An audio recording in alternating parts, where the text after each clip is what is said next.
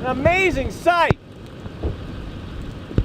Wow. Storm chaser and researcher Tim Samaras spent decades following tornadoes and developing research tools to help understand them.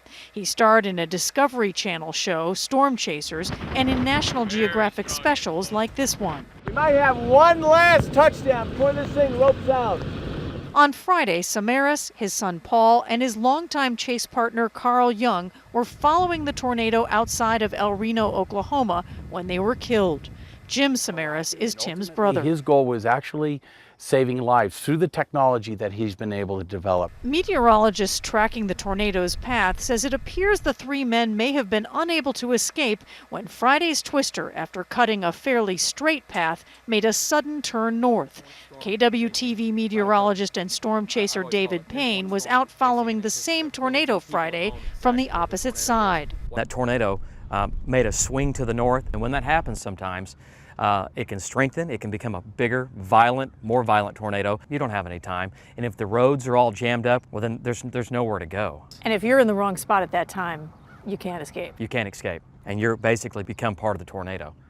And if that happens, I mean, it's a bad, bad deal. Samaras tracked tornadoes for 30 years and was considered highly experienced and careful. Payne says his death gives everyone pause. I think it's kind of an eye-opener even to the veterans, you know, like myself, the guys that have been out there a long time, you know, that it doesn't matter how many you've seen or how many you've chased or, you know, just when you think you understand exactly what they're going to do, everything's unpredictable, and that we're all at risk when we're out there. Again, these researchers were pros, but what happened to them can serve as a reminder to many other people, and there are people who may need that reminder.